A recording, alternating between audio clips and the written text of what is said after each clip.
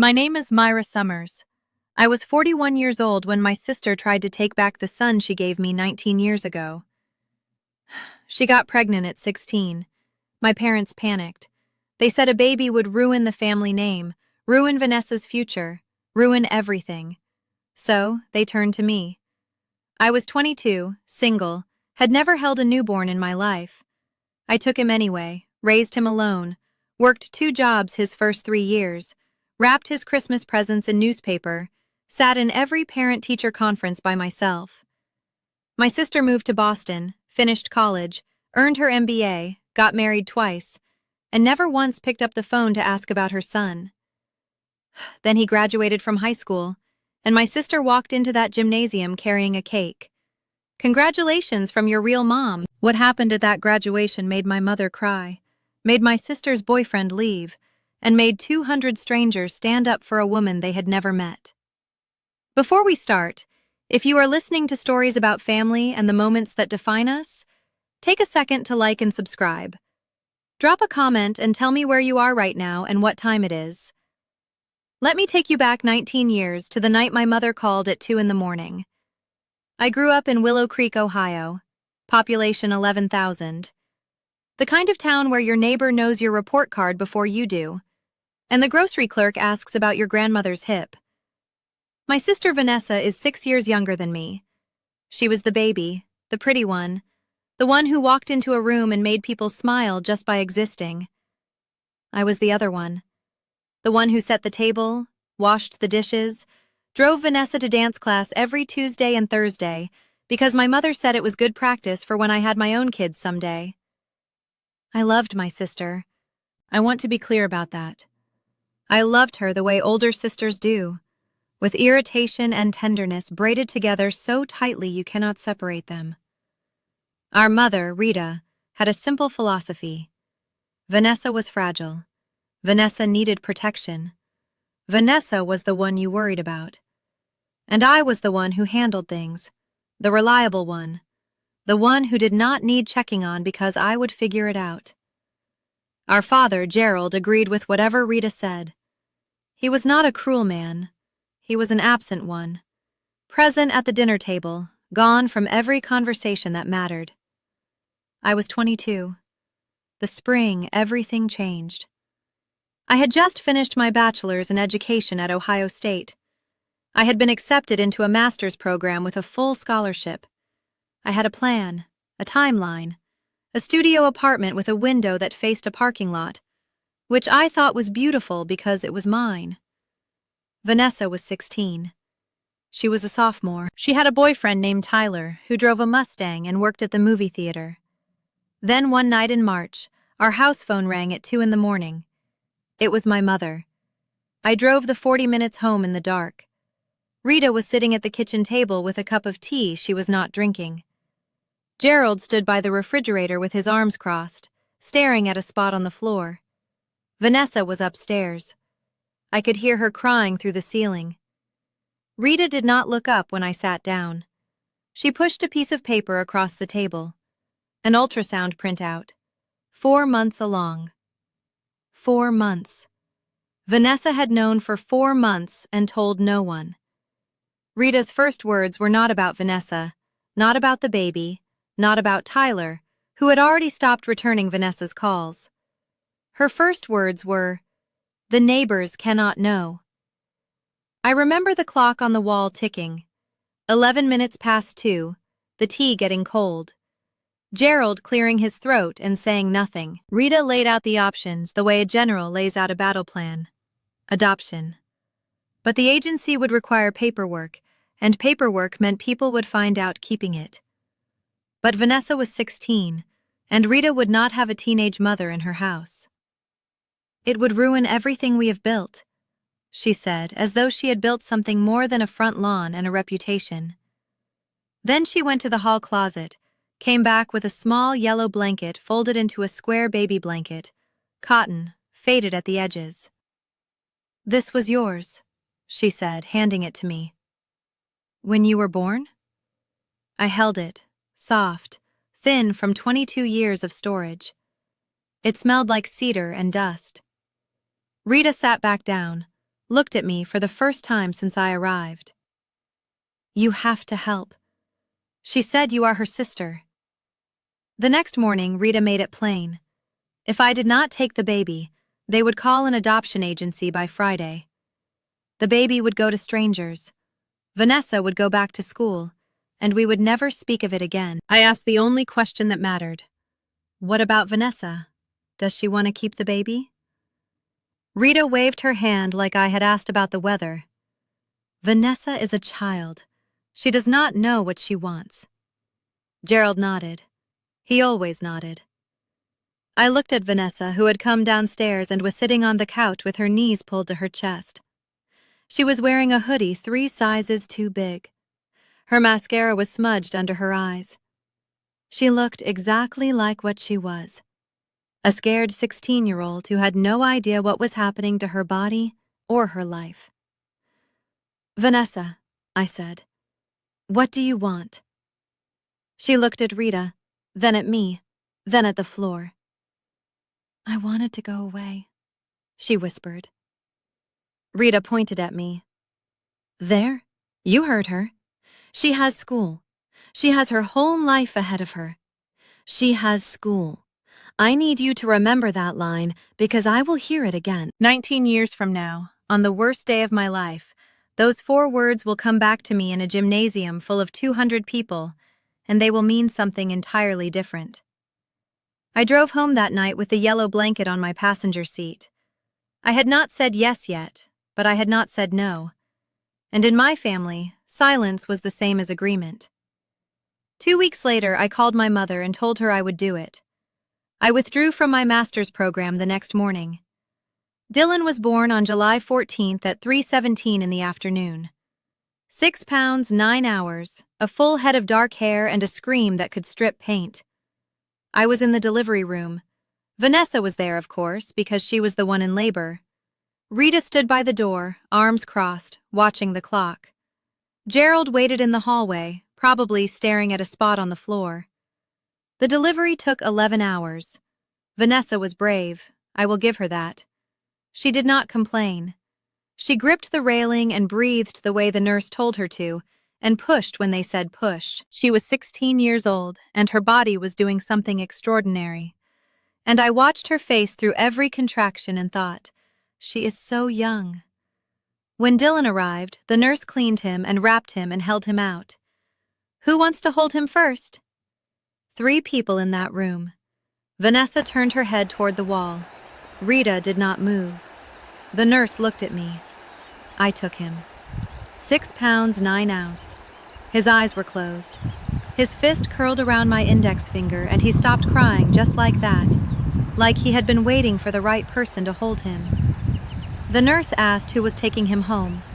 Silence. The longest silence of my life. "I am," I said. 3 days later, I carried Dylan into my 1-bedroom apartment on East Willow Street. I had a crib borrowed from a coworker, a box of diapers from the dollar store, and the yellow blanket from my mother's closet. I wrapped him in it that first night. The same blanket that had wrapped me 22 years earlier. It barely covered him, but it was soft, and it was warm, and it was ours. The first year nearly broke me. Dylan had colic. He cried for 4 hours every night between 8 and midnight. I walked circles around my apartment, holding him against my chest, humming songs I half remembered from childhood, watching the clock and praying for silence. I was working as a teaching assistant at Willow Creek Elementary, 7:45 to 3:30, then home to a screaming infant. I learned to function on 4 hours of sleep. I learned to eat standing up. I learned to shower in under 3 minutes because 3 minutes was exactly how long Dylan would tolerate the bouncy seat. I called my mother once at 11 at night after Dylan had been crying for 3 straight hours. I was standing in the kitchen in sweatpants and a formula-stained shirt, and I was crying too. "Mom, I need help," I said. "Just for 1 night, please." Rita's voice was steady. "You chose this, Myra. You are an adult. Figure it out." She hung up. Vanessa, meanwhile, moved to Boston for college in August. She had been accepted to a small private school, tuition paid by a combination of scholarships and our parents' savings. The same savings they said could not cover Dylan's pediatrician bills when I asked. In October, a family court in Franklin County granted me legal guardianship of Dylan. The paperwork was straightforward. Vanessa signed the voluntary relinquishment forms by fax from Boston during rush week. I filed the papers in a small, fireproof safe I kept under my bed, next to the yellow blanket. Next to Dylan's hospital bracelet. Next to a photograph of him sleeping on my chest at 4 days old, mouth open, fist curled, peaceful for the first time since birth. He was mine legally, finally, completely. Let me give you the next 5 years in snapshots. Dylan at 1 first steps. He walked from the coffee table to the couch. 3 feet of open air, arms out, grinning like he had conquered Everest. I recorded it on a flip phone that barely held 30 seconds of video. I still have that video. Dylan, too. Ma was his first word. Not mama or mommy, just ma. Short, efficient, like he had already figured out the most important thing and did not need extra syllables. Dylan at 3. I started teaching part-time at Willow Creek Elementary, mornings only, while a neighbor named Patty watched Dylan for $40 a week. Patty had 6 grandchildren and the patience of a geological formation. Dylan loved her. Dylan at 4. He could read not just letters, words, sentences. He read the cereal box at breakfast and asked me what riboflavin meant. I had to look it up. Dylan at 5, first day of kindergarten. I stood outside the school gates for 15 minutes after he walked in, just in case. He did not look back. He marched in with his Spider-Man backpack and did not look back. And I was so proud and so devastated at the same time that I sat in my car and cried. No one from the Summers family visited during those 5 years.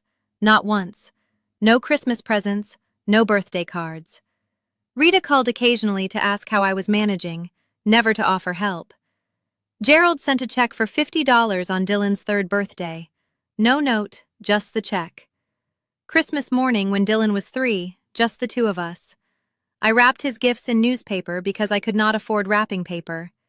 He did not notice. He was 3. He thought the comics page was part of the gift. When Dylan was 6, Vanessa called. It was a Tuesday evening. I was making spaghetti. Dylan was at the table drawing a picture of a dinosaur eating a spaceship. The phone rang and the caller ID showed a Boston area code, and I almost did not answer because I thought it was a telemarketer.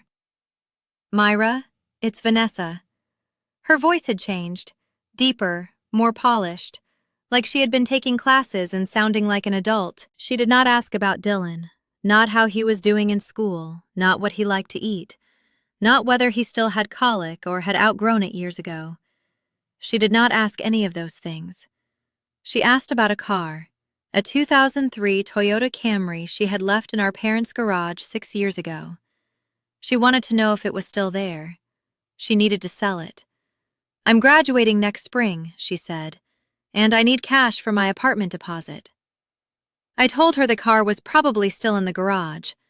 She said she would call Rita to arrange it. Then she said, "Thanks, bye," and hung up. 42 seconds. I timed it afterward because I could not believe that was the whole conversation. That evening, Rita called. "Your sister is graduating next spring, top of her class, business and marketing. Do not make things difficult for her." "I'm not making anything difficult for anyone," I said. "I'm making spaghetti." Vanessa graduated summa cum laude from Emerson the following May. Rita drove to Boston for the ceremony. Gerald went too. They had the graduation photo framed and hung in the living room, professionally matted, 18 by 24. Dylan's first day of school photo was on my refrigerator, held up by a magnet shaped like a ladybug. It was not in their house at all. When Dylan was 8, 2 things happened that changed the trajectory of my life. The first, Willow Creek High School offered me a full-time position as a special education aide, with a path to coordinator if I completed my master's degree. The salary was $43,000 a year, benefits included. For a single mother who had been living on teaching assistant wages and carefully portioned grocery runs, that number felt like a fortune. The second, Dylan asked me a question while I was washing dishes. "Aunt Myra, how come I don't have a mom and dad like the other kids?" My hand stopped moving. The water kept running. A plate slipped and clinked against the bottom of the sink. He was sitting at the kitchen table behind me, homework spread out, pencil in his hand, looking at me with those dark, serious eyes that were already too perceptive for an 8-year-old. I turned off the water, dried my hands, sat down across from him. "Dylan, I love you more than anything in this world. Your birth mom loves you too, in her own way. But I'm the one who's here. I'm the one who's always going to be here." He studied my face. 8 years old and already reading people like they were books. "I know," he said. "I just wanted to call you Mom instead of Aunt Myra. Is that okay?" I had not cried in years. Not when Rita refused to help. Not when Vanessa called about a car instead of her son. Not when Christmas came and went without a card from anyone. But when an 8-year-old boy asked permission to call me Mom, I broke. He got up from his chair, walked around the table, and hugged me. Small arms, tight grip. He smelled like pencil shavings and grape juice. "It's okay, Mom," he said first time. That night after Dylan went to bed, I sat at the kitchen table for a long time. I thought about calling Rita, about saying, "Your grandson just called me Mom, and it was the best and saddest moment of my life, and I need you to tell me I'm doing okay." I did not call because I already knew what she would say. She would tell me not to confuse Dylan. She would tell me Vanessa was his real mother. She would tell me I was overstepping. Instead, I opened the fireproof safe under my bed, took out the legal guardianship papers, read them in the light of my bedside lamp. My name on every line. Myra Lynn Summers, legal guardian, Vanessa Marie Summers, signature of biological mother, relinquishing all custodial rights, notarized, stamped, filed with Franklin County. Underneath the papers was the yellow blanket. I had kept it folded in the safe since Dylan outgrew it at 5. He used to carry it everywhere, to the grocery store, to bed, to the bathtub. It was frayed at the corners and missing a quarter of its original stitching. It smelled like baby shampoo and years. I was still holding it when I heard a small knock on my door. Dylan stood there in his dinosaur pajamas. "Mom, I can't sleep." "Me neither," I said. He climbed into my bed, saw the blanket in my hands, reached for it. "That's my baby blanket," he said. He had not seen it in 3 years. "It was mine first," I said, "before it was yours." He took it from me, studied the frayed edges. Then he folded it carefully, too carefully for an 8-year-old, and placed it back in the safe. "We should keep it safe," he said. "It's important." It was more than he knew. I told Dylan the full truth when he was 13. We were sitting on the porch on a Sunday afternoon. He had been asking questions for months. Not direct ones, but circling questions. Why did Grandma Rita always introduce him as Vanessa's son? Why was there no record of his birth in our family photo albums? Why had he never met Tyler? So I told him all of it. I told him about the phone call at 2 a.m, about Rita's ultimatum, about the yellow blanket and the 40-minute drive home in the dark. I told him that Vanessa was 16 and scared and not ready. I told him about the facts, about the legal papers, about the fact that his biological mother had not called, written, or visited in 13 years. I did not editorialize. I did not say Vanessa was a bad person. I did not say Rita was wrong. I just told him what happened in order the way it happened. Dylan listened without interrupting. When I finished, he stood up, went inside, and closed his bedroom door. He did not come out for 2 days. On the third morning, he appeared at the kitchen table already dressed for school. I had made scrambled eggs. He sat down, picked up his fork, ate 3 bites. Then he said, "I'm not angry at her." "At Vanessa?" I asked. "At any of them." "I'm just sad for her. She missed everything." He went to school. I sat at the table for another 20 minutes holding a spatula, not breathing properly. Dylan did not stop calling me Mom. He did not ask to meet Vanessa. He did not ask to call Rita or Gerald. He just continued being 13. Awkward, brilliant, growing 3 in that summer. And he continued being mine. While I was raising Dylan, Vanessa was collecting accomplishments. MBA from Northwestern, marketing director at a boutique agency in Chicago by 28. Corner office, company car, the kind of career that photographs well on LinkedIn. She also collected marriages. The first 2 years, his name was Brett. I never met him. The second lasted 14 months. His name was Marco.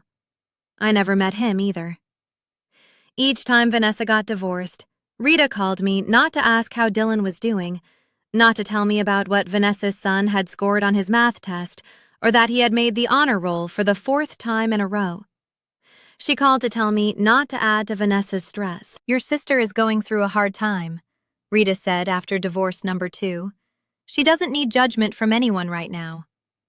"I haven't spoken to Vanessa in 3 years," I said. "Good. Keep it that way. Let her heal."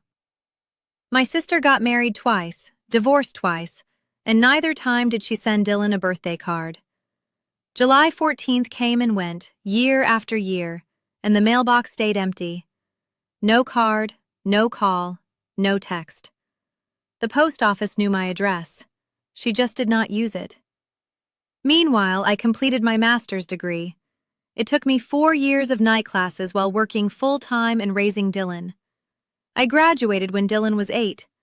No one from my family attended my graduation either.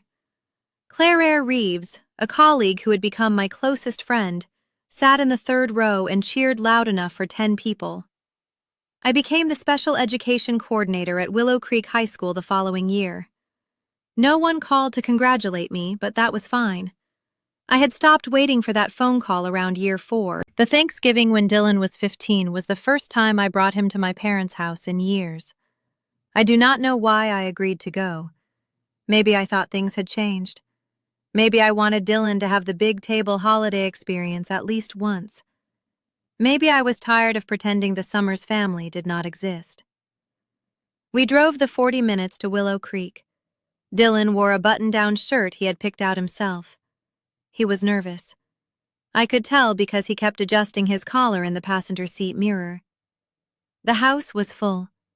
Rita had invited cousins, an aunt, 2 neighbors. The table was set for 14.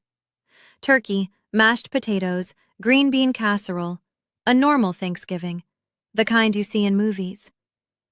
Rita met us at the door. She hugged Dylan. Brief, performative. Then she walked him into the dining room and introduced him to a cousin he had never met. "This is Vanessa's son, Dylan. Not Myra's son. Not our grandson, who Myra has been raising single-handedly for 15 years. Not even Dylan. Just Vanessa's son." Dylan's hand found mine under the table. He squeezed. 15 years old, and he understood the dynamic better than anyone in that room. Gerald carved the turkey. Rita poured wine. No one asked Dylan about school, about his grades, about the science fair project that had won 2nd place at the state level. No one asked me about anything at all. After dessert, Rita cornered me in the kitchen. "It was nice of you to bring him," she said, loading the dishwasher. "Vanessa would be glad to know he's doing well." "Then maybe Vanessa should ask him herself," I said. Rita gave me the look, the one that said, "You are being difficult again." We drove home in silence. Dylan broke at first. "I don't need to go back there, Mom." Dylan's junior year was when I realized he was not just smart, he was remarkable. Straight A's since freshman year, a PE classes stacked 3 deep, debate team captain, volunteer tutor at the community center every Saturday morning. His teacher stopped me in the hallway to say things like gifted and exceptional and, "Have you considered early college admission?" I had considered nothing except making sure he ate dinner every night and had clean clothes for school. Everything else, the grades, the ambition, the quiet discipline, that was all Dylan. His college counselor called me in for a meeting in October. "Dylan is on track to be valedictorian," she said. "His essay is one of the strongest I've read in 20 years. I asked what the essay was about. She slid a printed copy across the desk. The title was centered at the top in 12-point Times New Roman, "The Woman Who Chose Me." I read it in the school parking lot because I could not read it in front of another human being. I sat in my Honda with the engine off and the windows up, and I read every word.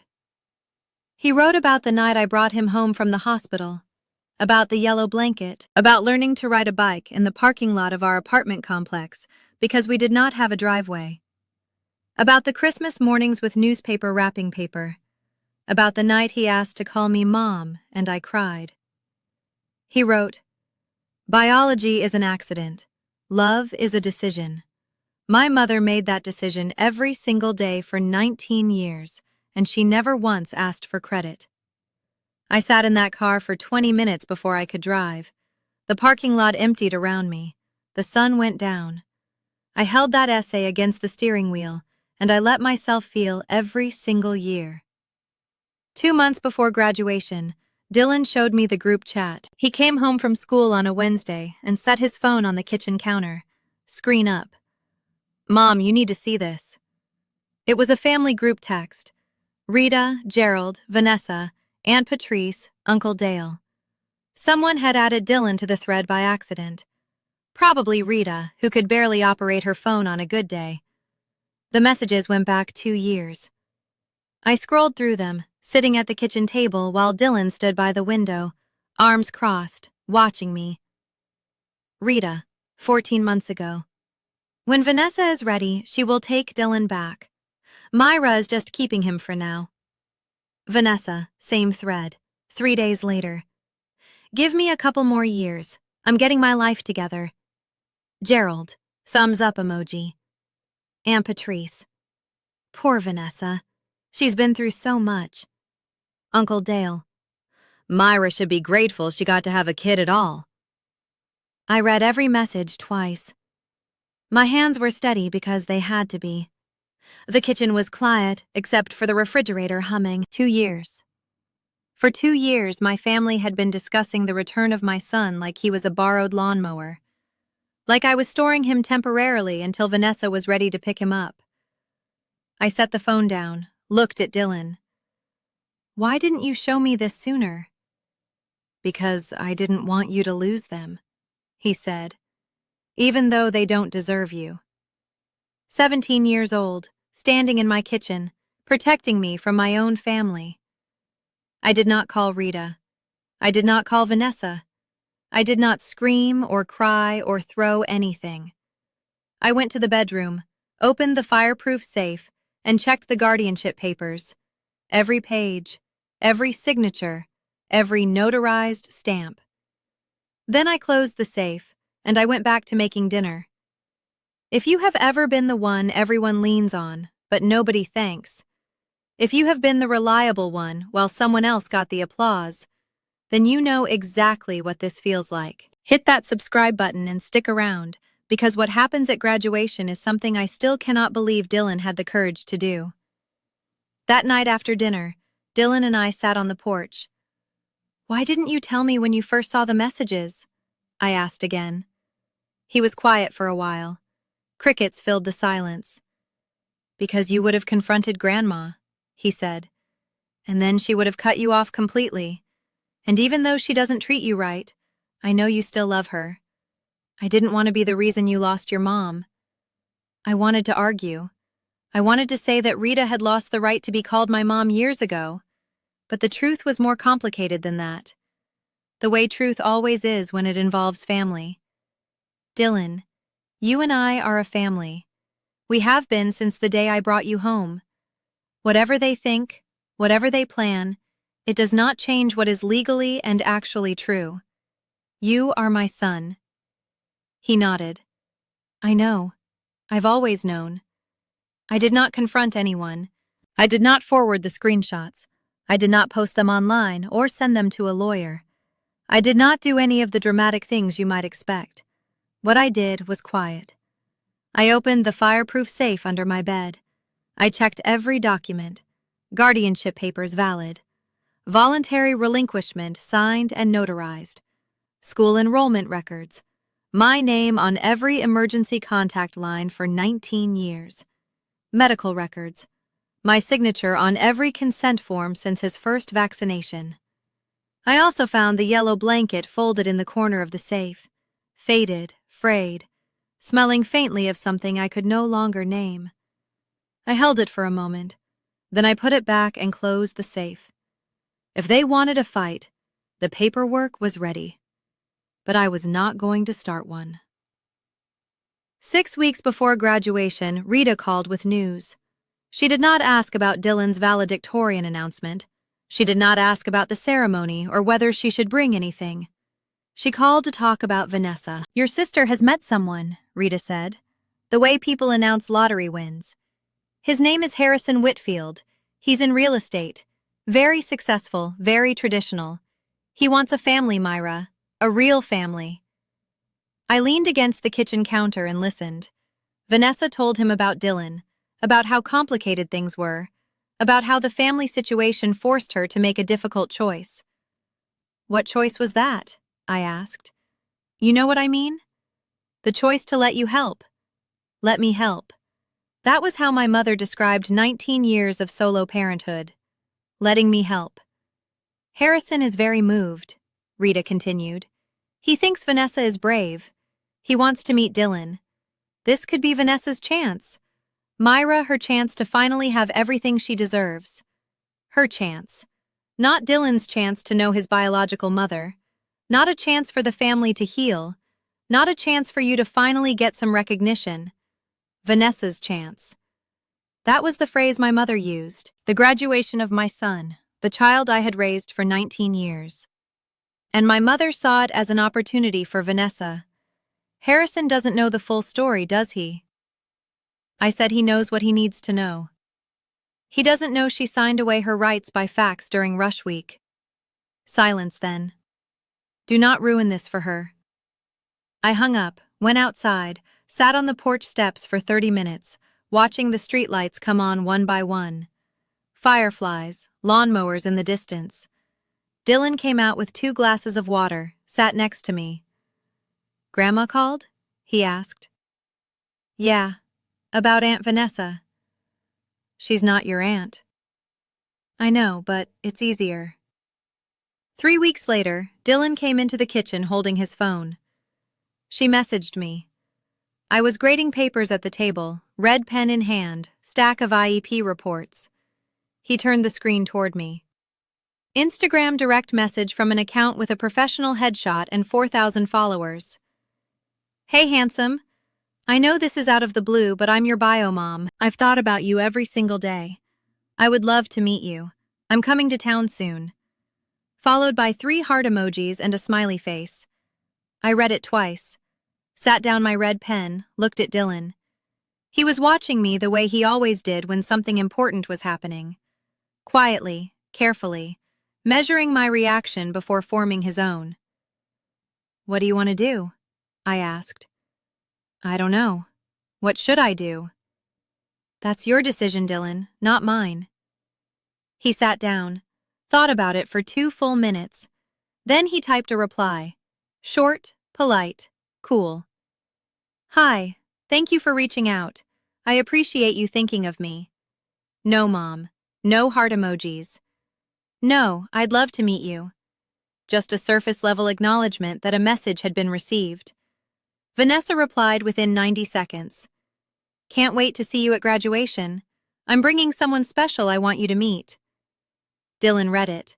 Then he locked his phone and put it face down on the table. I thought about Vanessa at 16, signing papers by fax from a sorority house, and Vanessa at 35, typing, "I've thought about you every single day," with 3 heart emojis.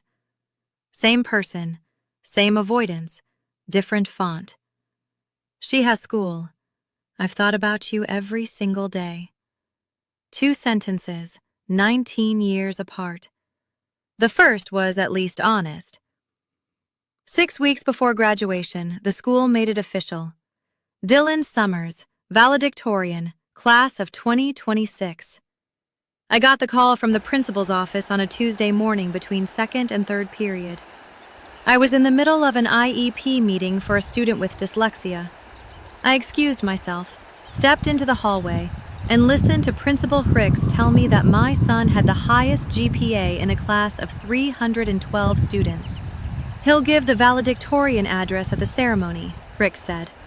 5 to 7 minutes. He can choose his own topic. I thanked her, hung up, leaned against the hallway wall for a moment. A sophomore walked by and asked if I was okay. I told her I was fine. I was better than fine. That evening, I told Dylan. He smiled. The quiet, contained smile he had inherited from no one in the Summers family because it was entirely his own. I already started writing the speech, he said. Can I read it? Not yet. You'll hear it at the ceremony. For the next 6 weeks, I heard him practicing behind his closed bedroom door, reading out loud, pausing, rereading. Sometimes I heard silence that lasted 5 or 10 minutes, and I knew he was rewriting something. I bought a new dress for the first time in 3 years. Claire helped me pick it out. Navy blue, simple, comfortable enough to sit in a plastic chair for 2 hours. Claire said I looked like I was going to a state dinner. I told her I was going to something better. Dylan ironed his own shirt. He had been ironing his own shirt since he was 14. I taught him. He was better at it than I was. 2 weeks, then 1 week, then 3 days. The ceremony was coming, and so was Vanessa. The phone call came on a Thursday evening, 9 days before graduation. Rita's number. I almost let it ring. Almost. Vanessa will be at the ceremony, Rita said. No greeting, no small talk. She's bringing Harrison. They're flying in from Chicago. Fine. Do not make a scene, Myra. I have never made a scene in my life. Good, because this is an important day for Vanessa. I held the phone away from my ear and stared at it. An important day for Vanessa, not for Dylan, the one graduating. Not for me, the one who had helped him with homework every night for 13 years. For Vanessa, the one who was flying in with a new boyfriend to perform the role of mother for an audience. She's bringing a cake, Rita added. Something special to celebrate. That's nice, I said, because there was nothing else to say. I hung up, sat on the porch. It was May. The air smelled like cut grass and magnolia. I could hear the neighbor's sprinkler clicking. After 15 minutes, Dylan came outside with 2 glasses of lemonade. He sat down next to me. We drank in silence for a while. She's coming, I said. I know. With Harrison, I figured. Are you okay with that? He set his glass down on the porch railing, looked at me with those dark, steady eyes. Mom, I have been okay for a long time. I was okay when I was 8 and asked to call you Mom. I was okay when I was 13 and you told me the truth. I was okay when I read the group chat, and I'm okay now. He stood up, squeezed my shoulder. She can bring whoever she wants. She can bring a cake and a banner and a marching band. It won't change anything. He went inside. I stayed on the porch until the sun went down. Graduation morning. I woke at 5:30, could not go back to sleep, made coffee, sat at the kitchen table, listening to the house breathe. Dylan's cap and gown were hanging on the back of the dining room chair, navy blue, gold tassel. I had picked them up from the school office 3 days ago and pressed them with the iron on low heat, a damp cloth between the polyester and the plate, the way my mother taught me to iron when I was 10. Dylan came downstairs at 7, showered, shaved. He had been shaving for 2 years now, though there was barely anything to shave, and dressed in a white button-down and dark slacks. "How do you feel?" I asked. "Hungry." I made eggs, toast, orange juice. We ate in comfortable silence. The morning light came through the kitchen window and hit the salt shaker just right, throwing a small rainbow across the table. "Can I see the speech?" I asked one more time. "You'll hear it," he said. From the third row, after breakfast, he went to his room to finish getting ready. I washed the dishes, dried them, put them away. Then I went to get dressed. When I came back downstairs, Dylan was standing in the hallway, adjusting his cap in the mirror. I noticed something in his hand. Small, yellow, folded. The blanket. The yellow baby blanket from 19 years ago. Frayed edges, missing stitching. He was tucking it into the inside pocket of his vest. He saw me watching, held my gaze in the mirror. "For good luck," he said. Then he smiled. I did not ask anything else. I picked up my car keys. Claire was meeting us at the school. The gymnasium was 20 minutes away. It might as well have been a courtroom. The gymnasium at Willow Creek High School holds 400 people. That day, every seat was taken. Rows of plastic chairs on the gym floor, a small stage at the front with a podium, a microphone, and a banner that read, "Class of 2026. The school orchestra was tuning in the corner. 3 violins, a cello, 2 flutes, and a kid with a tuba who looked like he wished he were somewhere else. Claire and I found seats in the third row, left side, close enough to see the podium. Close enough to see Dylan when he walked across the stage. I smoothed my dress, placed my purse under my chair, folded my hands on my lap. Then the double doors at the back of the gymnasium opened. Vanessa walked in like she was entering a gala. Emerald green wrap dress, auburn hair and loose waves past her shoulders, heels that clicked on the hardwood, smile wide enough to be seen from the stage. Harrison was beside her, gray suit, silver watch, salt and pepper hair combed precisely.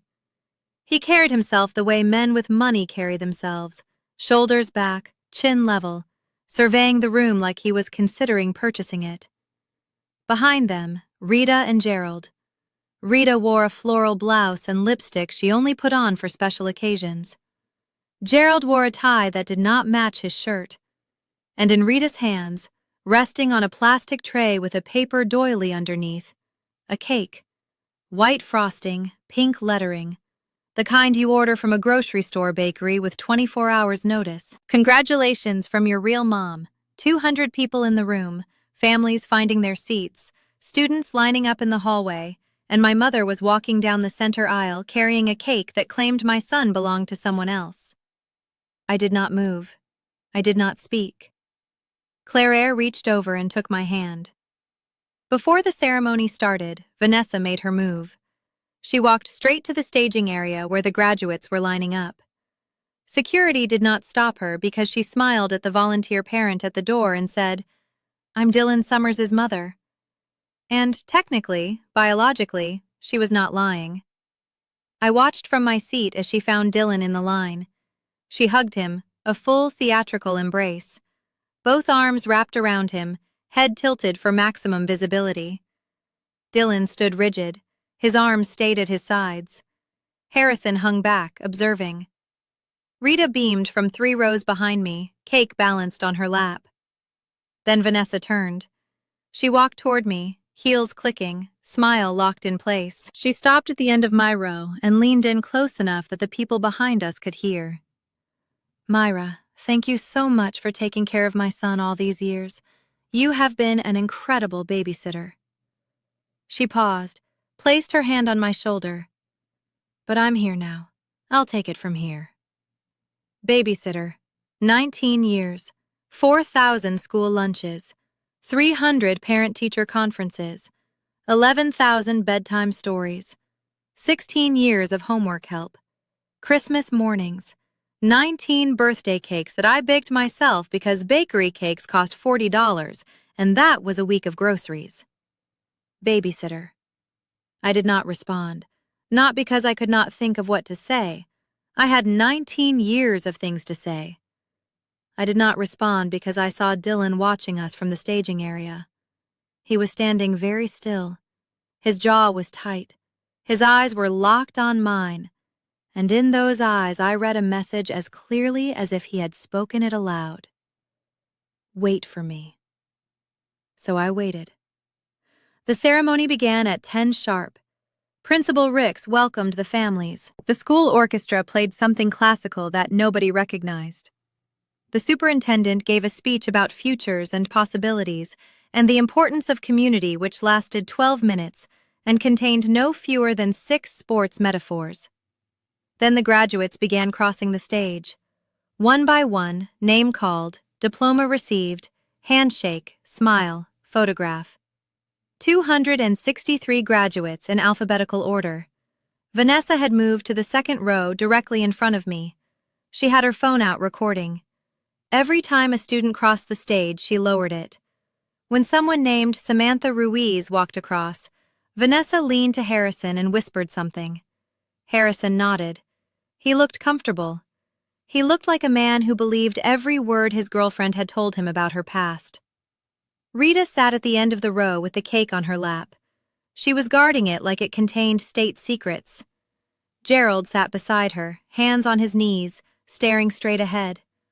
I sat in my chair with my hands folded. Claire was next to me, her phone in her purse, her attention on the stage.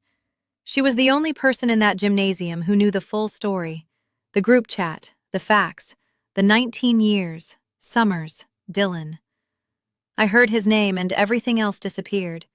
The gymnasium, the crowd, the cake, Vanessa's emerald dress, Harrison's silver watch, all of it fell away. Dylan walked across the stage, tall, steady, cap perfectly straight. He shook the superintendent's hand, received his diploma, and looked down at me in the third row. He winked. Then he walked to the podium because the next item on the program was the valedictorian address, and every person in that gymnasium was about to learn who Myra Summers really was. Dylan adjusted the microphone, cleared his throat, unfolded a piece of paper. "Good morning," he said. His voice was clear, calm, projected the way I had taught him when he was 12 and doing his first book report presentation. "Graduates, families, faculty, thank you for being here." He started with the expected material. Freshman year disorientation, the cafeteria mystery meet, that one substitute teacher who showed movies for 6 weeks straight. The crowd laughed. Vanessa laughed loudest, her hand on Harrison's arm. He talked about what Willow Creek had taught him, about the teachers who stayed late, about the janitor who knew every student's name, about the librarian who kept a secret stash of granola bars for kids who came to school hungry. He was good, natural, warm, without being sentimental. The audience was with him. Then he paused. He looked down at the paper in his hands, studied it for 3 seconds, 5. Then he folded it carefully, deliberately, the way he folded the yellow blanket when he was 8. He placed it on the podium, and he began speaking without notes. "I've been planning this speech for 6 weeks," he said. "I wrote 9 drafts. But I realized this morning that the most important thing I want to say isn't on any of those pages." The gymnasium got quiet. The particular kind of quiet that happened when 200 people simultaneously realized something unexpected was coming. Vanessa was still smiling. She leaned forward slightly. Her phone was recording. She thought he was about to talk about her. I could see it in the way she straightened her posture, the way she squeezed Harrison's hand. She was preparing for her moment. She had no idea what was coming. "The person I want to thank most today," Dylan said, "is not a teacher, not a coach, not a friend. It's a woman who was 22 years old when she was handed a newborn baby and told, 'This is your responsibility now.'" The gymnasium was silent. She had never changed a diaper. She had never heated a bottle. She had just been accepted into a master's program with a full scholarship, and she gave it up. The next morning, without hesitation, he paused. Let the words settle. She moved into a one-bedroom apartment and figured it out. 4 hours of sleep a night for the first year. Teaching assistant salary, dollar store diapers. She wrapped my Christmas presents in newspaper because she couldn't afford wrapping paper. Somewhere in the back of the gymnasium, someone sniffed. A mother, probably. Someone who recognized the bone-deep exhaustion in those details. She went back to school when I was 5. Night classes, 4 years. She graduated with a master's degree in special education, and nobody from her family came to her ceremony. One friend sat in the 3rd row and cheered loud enough for 10 people. Claire squeezed my hand so hard I lost feeling in my fingers. She helped me with homework every night for 13 years. She taught me to cook, to do laundry, to shake hands firmly and look people in the eye. She taught me to iron a shirt and change a tire and write a thank you note by hand. She came to every parent-teacher conference, every school play, every awards assembly. She never missed one. Vanessa was no longer smiling. Her phone was still recording, but her hand had dropped to her lap. She was looking at Dylan with an expression I had never seen on her face before. Confusion, then recognition, then fear. Dylan looked directly at me. 3rd row, left side. "She is not the woman who gave birth to me," he said. "But she is the woman who chose me every single day for 19 years, without asking for anything in return, without complaining, without quitting." His voice did not crack. His hands did not shake. He stood at that podium with the composure of someone who had spent 19 years learning composure from the most composed person he knew. "Her name is Myra Summers. She is my mother." The gymnasium erupted. 200 people clapping, some standing, a few wiping their eyes. Claire was crying openly. The orchestra teacher in the corner was dabbing her face with a program sheet. Principal Hicks, standing by the stage steps, pressed her hand over her heart. I could not move. I sat in my plastic chair with tears running down my face and my hands folded in my lap, exactly where they had been for the past 45 minutes, except now they were shaking. Vanessa sat 2 rows ahead of me. She had stopped clapping. Her phone was in her lap, still recording the ceiling. Harrison was looking at her, then at me, then at Dylan on the stage, then back at Vanessa. Rita sat at the end of her row. The cake was still on her lap. "Congratulations from your real mom," the pink lettering facing outward, visible to everyone around her. Except now those words meant something entirely different. Because 200 people had just heard Dylan Summers name his real mom, and it was not the woman on the cake. I looked at my son on that stage. He looked back at me and he mouthed 2 words that no one else could see. "Thank you." If you are still here, you already know this is not just a graduation story. It is about who earns the title of mom. If you have ever held someone together when nobody was watching, this one is for you. Like, subscribe, and stay with me. The ceremony ended. Families spilled out onto the grass. Graduates hugged classmates. Cameras clicked.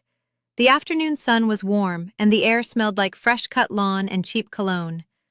I was standing near the oak tree by the parking lot when Vanessa found me. She came fast, heels sinking into grass, mascara already smudging at the corners. Harrison trailed behind, hands in his pockets, mouth pressed into a thin line. "What was that?" Vanessa's voice was sharp, loud enough for the cluster of parents nearby to turn around. "What did you tell him to say?" "I didn't tell him anything. You coached him. You turned my own son against me." Dylan appeared behind her, still in his cap and gown, diploma in one hand.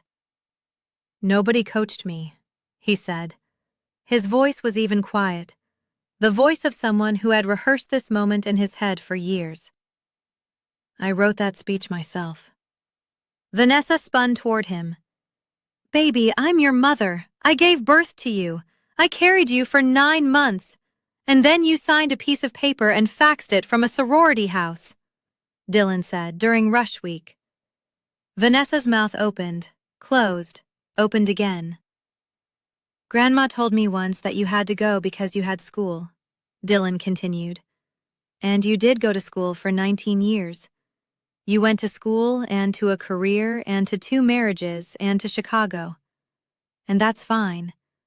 But you don't get to walk into my graduation with a cake that says "Real Mom" and pretend those 19 years didn't happen. He looked at Rita standing 10 feet away with the cake still in her hands. And Grandma, you said today was Vanessa's chance, but this is my graduation, not her audition. Harrison stepped forward. He had been silent for the entire exchange, watching with the careful attention of a man who builds deals for a living and knows when the numbers do not add up. Vanessa, he said. His voice was low, controlled. You told me the family situation was complicated. You told me you were forced to give him up. That's the word you used. Forced. Vanessa wiped her eyes. Harrison, it was complicated. Did you sign away your parental rights voluntarily? I was 16. Did you sign voluntarily? The people around us had stopped pretending not to listen. A parent with a camera lowered it. 2 graduates nearby turned to watch. Vanessa looked at Rita for rescue.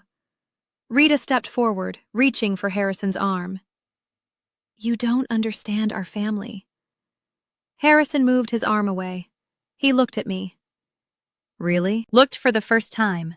You raised him from birth? Yes, I said. Alone? Yes. He turned back to Vanessa. His jaw was set. His eyes had changed. The warmth was gone, replaced by something cold and precise. He did not say another word to her. He straightened his jacket, adjusted his watch, walked across the grass to the parking lot. I heard his car start, a clean, expensive sound, and watched it pull out of the lot, past the school sign, past the gymnasium, and down the road toward the highway.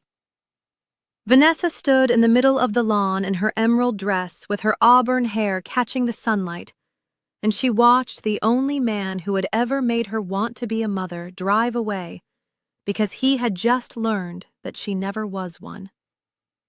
The cake sat on the grass where Rita had set it down. Nobody had touched it. Nobody ever would. In the silence that followed Harrison's departure, something shifted in Rita's face. She was looking at Dylan, not at Vanessa, not at me. At Dylan, standing there in his cap and gown, diploma in hand, yellow tassel brushing his shoulder, her grandson, the baby she had given away to me 19 years ago with a yellow blanket and an ultimatum. Her eyes were wet. Her lower lip trembled for one single moment, maybe 3 seconds, maybe 5. I saw something in my mother's face that I had never seen before. Regret. Actual, unfiltered regret. She opened her mouth and I thought, this is it. This is the moment she apologizes. This is the moment she says she was wrong. This is the moment 19 years of silence breaks open and something real comes through. Myra, she said. I waited. If you hadn't poisoned him against his own mother, none of this would have happened. And just like that, the moment was gone. The wet eyes dried. The trembling lip set itself into a firm line. The regret, if it was ever regret, collapsed back into the fortress of righteousness that Rita had been living inside since before I was born. Gerald stood behind her, quiet as ever, staring at the grass. He had not said one word since arriving. Dylan looked at Rita. His expression was patient. Not angry, not contemptuous, just patient. The way you look at someone who cannot hear you no matter how clearly you speak. Grandma, he said, no one poisoned me. I'm 19 years old. I have eyes, I have ears, and I have 19 years of memories. Do you know how many of those memories include you? 7 Thanksgivings, 3 Christmases, 1 birthday card. That's it. He paused. Do you know how many include Mom? He gestured toward me. All of them. Every single one. She's in every memory I have because she was there. Rita had no answer for that. There was no answer for that. Dylan turned to Vanessa. She was standing 3 feet away, mascara streaked, arms wrapped around herself. "I'm not trying to hurt you," he said. "I need you to hear that. I'm not angry. I'm not punishing you. But I need you to understand something." He took a step closer. "If you want to be in my life, you can be. I would like that, but you have to start from now. Not from a cake, not from a speech, not from an Instagram post that says, 'My son, my pride,' when you don't know my GPA, my best friend's name, or what I'm allergic to." Vanessa blinked. "What are you allergic to?" "Tree nuts," Dylan said, "since I was 4. Mom figured it out when I broke out in hives at a birthday party. She drove me to the ER doing 60 in a 35 zone. She sat in the waiting room for 4 hours holding a juice box and praying." He reached into his vest pocket, pulled out something small and yellow and faded. The blanket. The baby blanket from 19 years ago. The one that had wrapped me as a newborn. The one that had wrapped him the night I brought him home.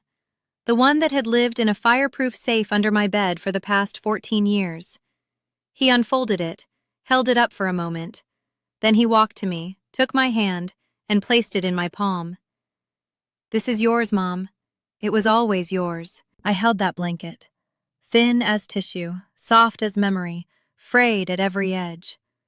It smelled like cedar and baby shampoo and 18 years of being someone's whole world. I could not speak. There was nothing left to say. My son had said it all. Claire put her arm around my shoulders. The parents nearby were silent. Even the tuba kid had stopped packing up his instrument to watch. The next few minutes happened in fragments. Vanessa standing alone on the grass, arms still crossed, looking at the ground. Her emerald dress catching the wind. Nobody approaching her. Nobody speaking to her. Rita pulling Gerald toward the parking lot without a word. Gerald following the way he always followed. Neither of them looking back. The cake sitting on the grass near the oak.